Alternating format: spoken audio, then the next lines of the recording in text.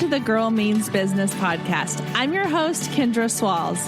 Over the last few years, I have built a business that allowed me to quit my 9-to-5, spend more time with the ones that I love, and live my best life. Now, I'm sharing everything I learned along the way with you. Each week, my guest and I will share actionable tips, tangible advice, and honest conversations to help you build your dream business. So get ready to take notes and put in the work, because this girl means business.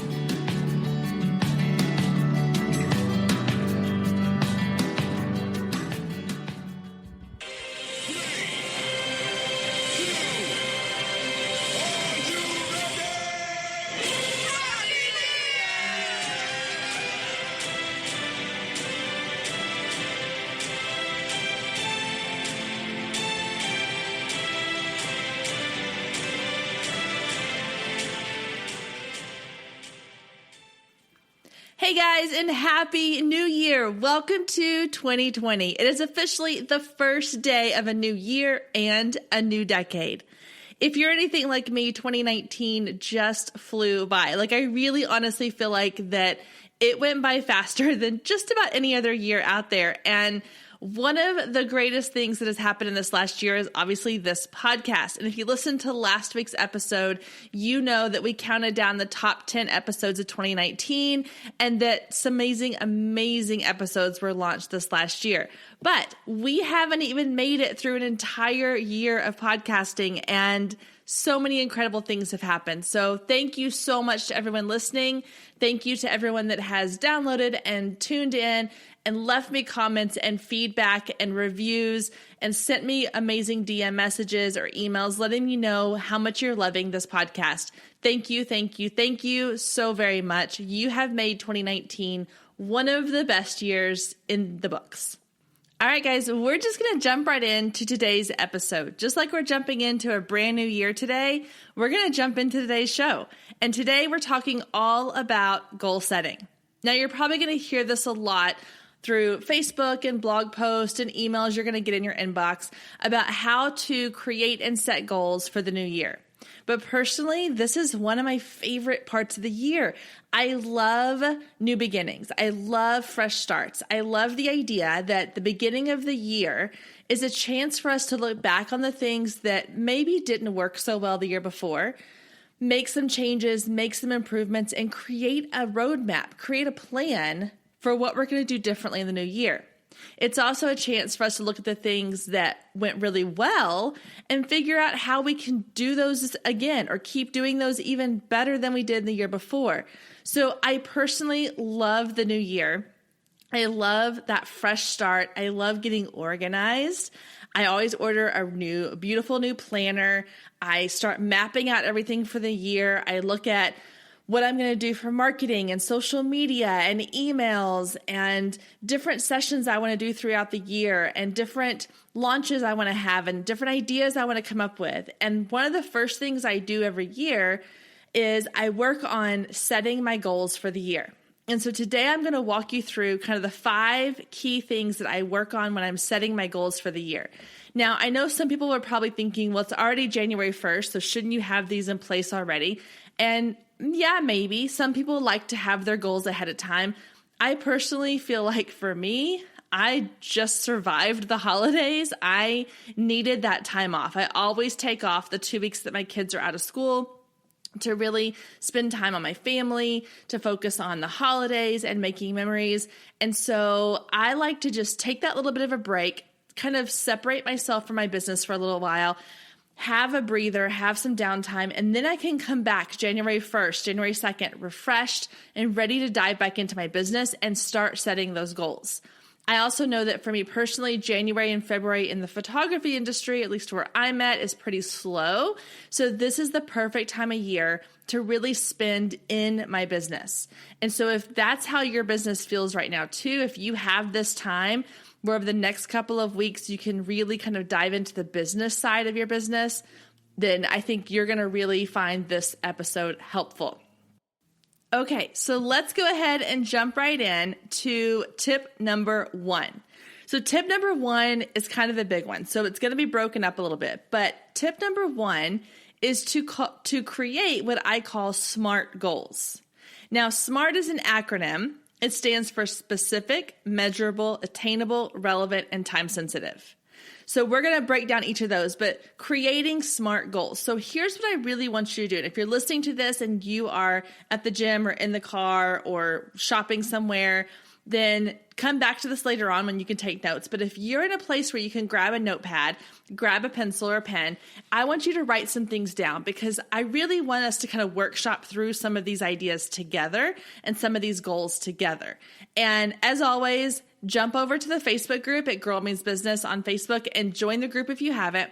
Jump in there and let's talk about goal setting. Let's share some of our goals for the year and see how they fit into the SMART goal acronym that we're going to go through today.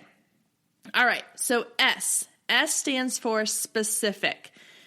I cannot tell you how many times I've talked to people and they've said, oh, well, my goal for the year is to get more clients and to make more money. Okay, that's great. But what exactly does that look like? What exactly does that mean? So I want you to create very specific goals. I want you to get detailed with numbers and dates and timelines because the more specific you are, the more likely you are to obtain those goals. If your goal is kind of a pie in the sky, dreamy, sort of vague vision of something that you want, then you don't have a specific plan for getting there. So let's get really specific. So for example, let's talk numbers. Okay. And I'm going to use round numbers, even numbers, because my brain can't handle a whole lot of math right now. So let's say that your goal for this year is to make $100,000. Write it down. Get specific. Maybe your goal is to make $112,000, or maybe your goal is to make $78,000, or maybe it's just to make $35,000. Whatever it is, put it in writing. Get that number on paper. And then you can break it down even more, which we'll get into a little bit later on, but break it down by quarter. If you're going to make $100,000 this year, that means you have to make $25,000 a quarter, which means that you have to make, now I'm having to do math. 25 divided by 3 is roughly $7-something thousand a month. So you need to really get specific because you need to know exactly what you're aiming for. Think of it like a bullseye on a target. If I just said you're aiming for somewhere in this area, it's very broad, it's very general, let's just shoot at it and hope it lands, you don't really have a specific direction. But if I tell you you're aiming for that little blue dot, you know exactly where you're going. You're less likely to get off target. You're less likely to get distracted because you have a very specific focus. Now, I also want you to get specific with things like numbers. So obviously numbers with money, but then numbers with clients, numbers with products, numbers with enrollments, depending on your industry. You might be saying, okay, last year, for example, wedding photography. Last year, I shot 12 weddings. This year, my goal is to shoot 20 weddings. Write it down. Be specific. Or if you say, okay, last year, I enrolled 55 people into my course. This year, I want to enroll 125 people into my course. Write it down. Get specific. And then we're going to go on later on and talk about how exactly to break that down even further. But I want you to be very detailed with the goals that you have in mind. Get laser focused. And you can have, again, multiple goals here. So you could say financially, what's your goal? Client-wise, what's your goal? Personally, what's your goal? Do you have a goal that you want to learn something new, or you want to take X amount of courses or attend X amount of workshops this year? Again, be specific. So that's the S. Now, the M stands for measurable. So how are you going to know if you've reached your goal? So you need to have a way to measure your success. This is, again, kind of that idea of don't be vague, be specific. If one of your goals is to spend more time on education, I want to ask you, what does that mean? And how do you determine if you've spent more time on education? So do you see how having a goal that's measurable means that you need to have a way to know that you've succeeded? So if you want to focus more on education, then you could put tangible things on it. So you could say, I want to devote 5 hours a week to education in my industry, or I want to devote 3 weekends or 3 weeks out of the year to going to retreats and workshops and trainings.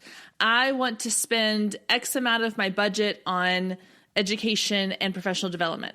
Those are things that are measurable. You can look at your time, you can look at your finances, and you can see that you have accomplished or you haven't accomplished the goal you set out for yourself. So you want to make sure the goals that you are creating are something that you can measure. And the benefit of that is you want to know you've succeeded. And part of the fun of setting goals is reaching those goals and getting to celebrate that you have accomplished that goal. So make sure you're creating a way to measure those goals so that you can successfully celebrate when you've reached that goal. Okay, the A in SMART stands for attainable. Now, here's the thing with this part of SMART. I want you to set goals that are attainable, but there's a fine line between attainable and too easy. The goals that you set should be challenging, but not so far out of reach that you know you can't achieve them, because you're setting yourself up for failure that way. But you also want to make sure they're not so simplified and so easy that you're achieving them too quickly. So you're finding this kind of fine-tuned balance of a goal or goals that are going to push you out of your comfort zone without being so unattainable that you don't even try to reach them. So for example, if you have just now broken the 6 figures mark in your business, let's say this year you broke the 6 figures, you're making $100,000 a year. I would not recommend that in your goals for this next year, you put down that you're going to make $1 million. Unless you have a really clear path of why you think you're going to get there, that seems a little bit unattainable. But if you were to come back and say that you're going to increase your income by 50% or 60% or 25%, that's obtainable. It's just enough outside the comfort zone of where you already are that you're going to have to work to get there, but it's not so far out of reach that you can't push yourself there. So you want to set goals that are safe but scary at the same time.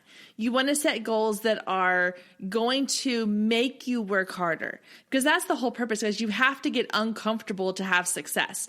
And so if you're saying, okay, well, I had my 12 weddings this year and that's good. I'm happy. I want to stay right there at 12 weddings.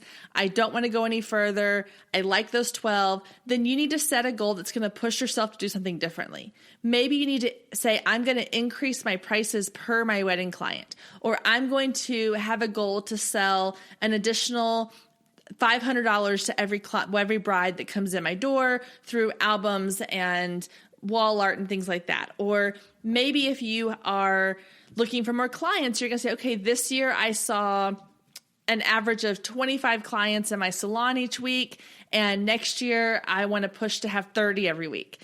Whatever your goal is, just make sure it's obtainable, but a little bit scary. So you have to decide what that looks like for you. Okay. So specific, measurable, obtainable. R stands for relevant. So relevant means, does this goal move your business forward? Is it something that's going to help your business succeed in the new year? So if you look at your goals and you're wondering, okay, is this really something that's going to align with my priorities? Is it going to help my business grow in some way? Then yes, that's a good goal. But if it's something that's just personally a goal you want to achieve, and it's not going to necessarily push your business forward, then it may be a goal that needs to come last on your list, or you could just revamp it so that it does help your business in some way. So for example, if one of your goals is you want to start using a daily planner because you've always just kind of kept notes, or maybe you've put things on your phone and you like the idea of having one planner that everything is inside of. And so your goal is to start using a daily planner to keep track of all of your calendar activities and to-do list.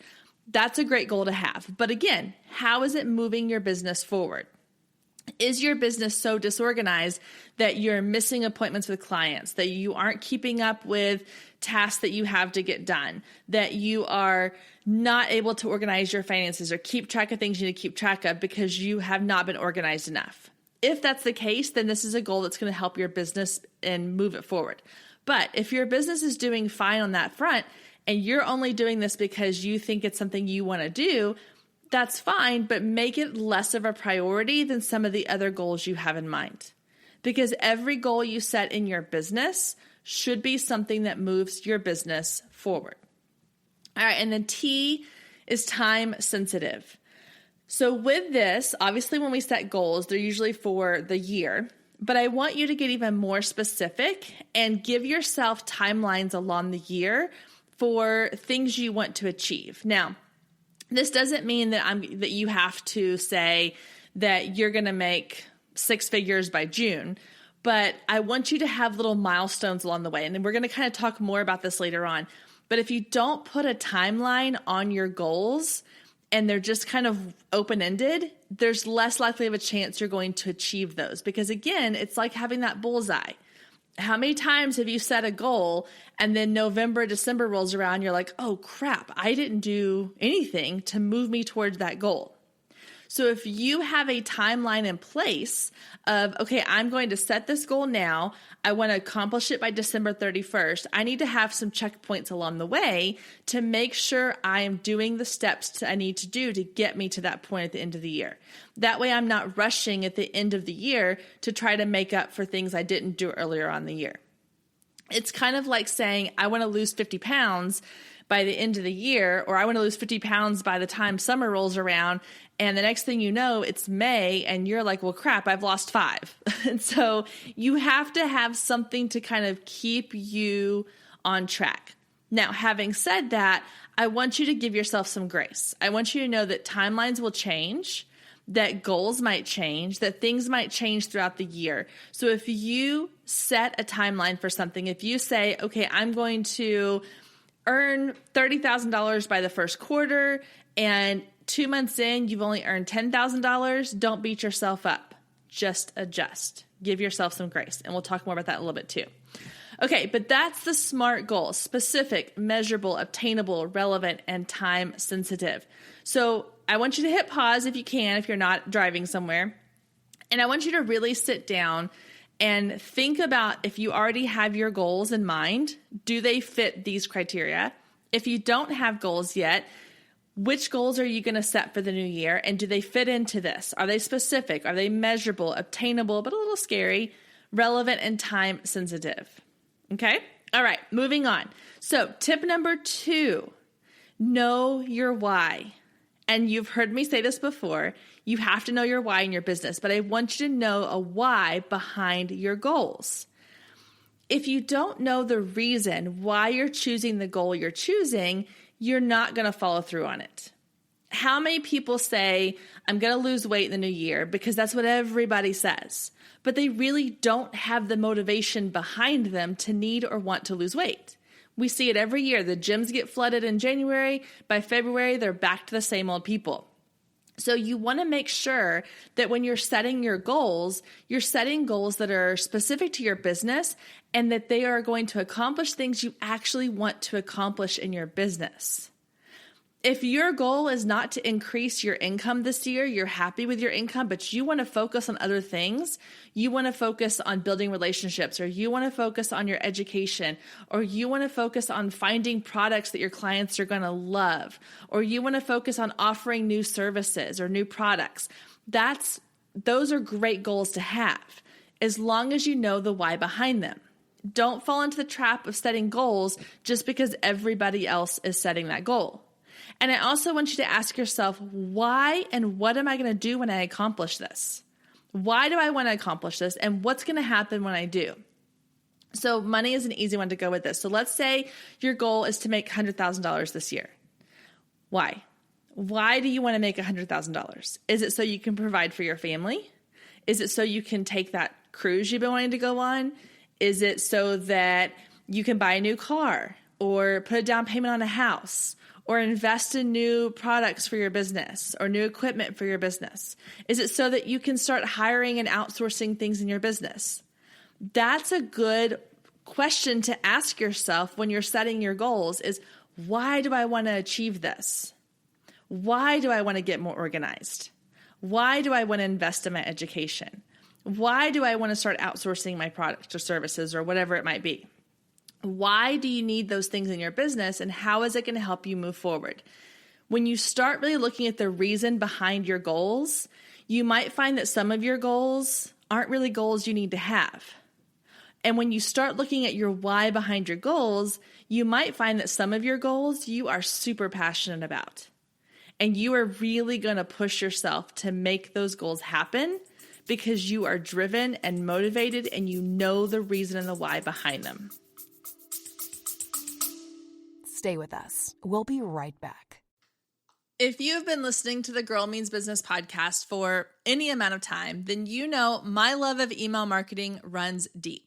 Not only is it a great way to generate new leads, but it's one of the most effective methods for nurturing warm leads and turning them into sales. Now, over the years, I've tested several email platforms, and my favorite by far is Flowdesk.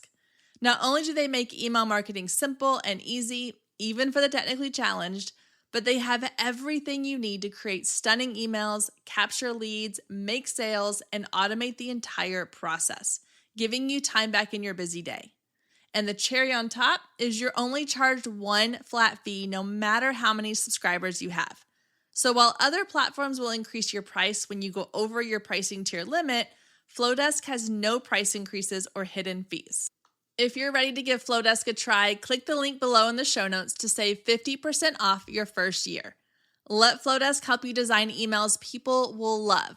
Click the link below and check it out. I have a feeling you're going to love it just as much as I do.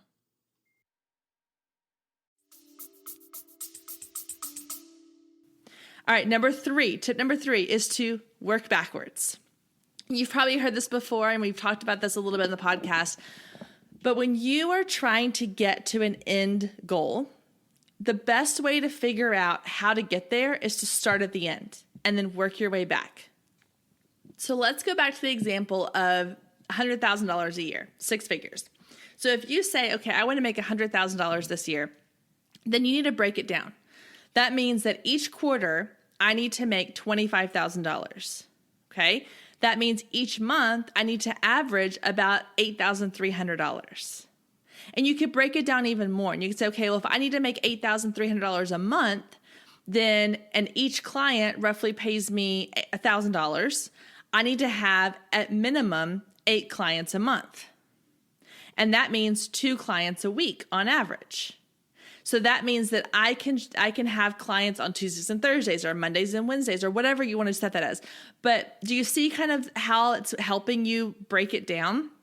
So now instead of just saying this big picture of I want to make $100,000, you can look at it more specifically and say, okay, between January and March, I need to have an average of 8 clients per month. And each client needs to spend an average of about $1,000 a month or $1,000 a session or $1,000 a purchase or whatever it might be. And so that can really help you understand not only your big goal, but the little steps you need to go to get there. Because if you're thinking, okay, I need 8 clients a month and I need them to spend $1,000 each, where am I going to find those 8 clients? How often am I going to book them? Am I going to want to do all 8 in one weekend? Am I going to want to do 2 a week? Am I going to want to do 4 every other week? Where am I going to find those clients and how quickly can I get them in the door? What can I offer? What can I do? What can my marketing be? Am I creating things on social media? Am I going to networking events? These are all things that you can start thinking about instead of just looking at it as this kind of big end goal and saying, okay, well, I've got 12 months. That's not so hard. But then June rolls around, you're like, oh crap, it's June and I've only made $25,000. So make sure that you give yourself these little timestamp markers. Make sure you give yourself these little mile markers. And you can say, okay, I need to be here by this point. And then once I hit that point, I need to be here by the next checkpoint. It's just like checking in with a doctor every so often, saying, okay, Between now and the next appointment, I'm going to make sure that I take my vitamins every day and I exercise and I eat healthy and this and that. And then you go to your next appointment and you say, okay, I did all those things. Now let's move on to the next, between here and the next appointment. What do I need to do? What do I need to do just to get healthy or stay healthy? So you want to make sure that you start with the end and then you break it up into smaller, more tangible, easy to accomplish steps. Again, you want things that are going to push you outside your comfort zone, but that are not going to be so crazy unobtainable. All right, number 4, find an accountability partner. Guys, I cannot tell you how important this step is. Even if this means you put your goals out there for the world to see on social media. You want somebody or a group of people that are going to hold you accountable. Because if you take these goals and you keep them in your head and you never speak them out loud to the world, then nobody's going to know what you're trying to achieve, and you're more likely to let them go and give up on them. But if you've put them out there in the world and somebody else is cheering you on and somebody else is checking in with you and saying, hey, how's it going? How's that goal coming? Then you're going to be more likely to put in the work and get it done. For me, I love having an accountability group. So I have a business brunch group. We meet once a month and we talk about what's going on in our business, the good, the bad, the ugly. We share struggles, we share successes. And one of the things I'm really going to be pushing our group to do this year is to share our goals so that we can check in with each other each month and go, hey, how's it going with that goal? Hey, you had a goal to book more clients. How's that going? Or you had a goal to make sure you attend one training every quarter. Have you scheduled a time to go to a workshop or a training? Having somebody to check in with is huge, guys. It's just like having somebody to go to the gym with you. I cannot tell you how many times it is easy for me to skip out on going to my workouts, but if I know somebody is waiting at the gym for me and is going to be texting me at 6 a.m. going, hey, are you coming or not? I'm more likely to go. You need that accountability. So find somebody, whether it's your spouse, a best friend, a business bestie, a group of people, a Facebook group. It can come over to the Girl Means Business Facebook group. We'll hold you accountable, I promise. Just make sure you have somebody holding you accountable and checking in with you to keep you on track. All right, and then number 5, when it comes to creating goals for the new year, give yourself some grace. Throughout the year, things are going to change. You never know what's going to present itself. You might have something completely turn your business upside down, good or bad, and your goals get completely changed. You might decide in the middle of the year you want to start a podcast and things completely change. You add a goal, you take a goal away, you give more energy to one thing than something else. It doesn't mean you have failed. It doesn't mean that that goal is not a valid goal. It just means that maybe the timeline has changed. Instead of accomplishing that goal in 1 year, maybe you do it in 2 or 3 or 4 or 5. Instead of saying this goal is no longer going to happen, just say this goal is not in my future right now. I'm going to put it on a shelf and I'm going to come back to it at a later time. There's nothing wrong with changing and pivoting in your business throughout the year. Guys, a lot can change in 12 months. We don't know what's going to happen in the next year. And if we're so rigid with ourselves, if we're so rigid with our timeline and our goals that we don't have flexibility to bend and move and shift and change with the tide, we're going to break. And you're constantly going to feel like you're failing. But guys, it is not a failure. Changing and pivoting and growing with your business is never a failure. Taking a step back is never a failure. It just means that something different and something bigger and better is coming your way. I can't tell you how many women I've talked to who have said, I had this big vision, I had this dream for my life. And then XYZ happened and it took a complete left turn. And I'm so happy it did because I'm where I am now. Guys, be open and be flexible to what life brings you. You never know. Maybe you're going to end up starting a family this year. And halfway through the year, you're going to realize that you can't devote as much time and energy into your business because you have a family to take care of. Maybe your husband gets moved to a different city and you've got to start your business all over. Your goals are going to change. No matter what happens in your business in 2020, just know you have to give yourself some grace. Give yourself grace with your timelines. Give yourself grace with your goals. Give yourself grace in everything that you do because you are human and you're only capable of doing so much in a year. Don't beat yourself up. I know we all do it. I know we all struggle with this. We all feel like we need to be doing more and be better and be this perfect mom, Pinterest person, business owner, wife, whatever it might be. Give yourself some grace. You're going to get there. It just may look different than you originally thought. Okay, guys, so that is my tips for starting your goal setting for 2020. So real quick, let me recap those real quick. So 1, create SMART goals. SMART meaning specific, measurable, obtainable, relevant, and time sensitive. Number 2, make sure you know the why and the reason behind the goals that you're setting. Number 3 is to work backwards. So start with your end result and work your way back to the beginning, setting little time marks along the way of check-in points. Number 4, find an accountability partner. Find somebody that's going to check in with you, that's going to hold you accountable, that's going to keep you on track for your goals. And number 5, give yourself some grace. All right, guys, happy New Year. I hope you have a wonderful New Year's. I hope you spent it with family and friends. And please head over to the Girl Means Business Facebook group. Let us know what your goals are for the new year and how we can support you in those. All right, guys, I will see you next week. Same time, same place. Bye, ladies. If you loved today's episode, don't forget to click the subscribe button so you never miss when a new episode goes live. Then head over to iTunes and leave a quick review to let other people know just how much you loved it. Thanks, ladies. See you next week.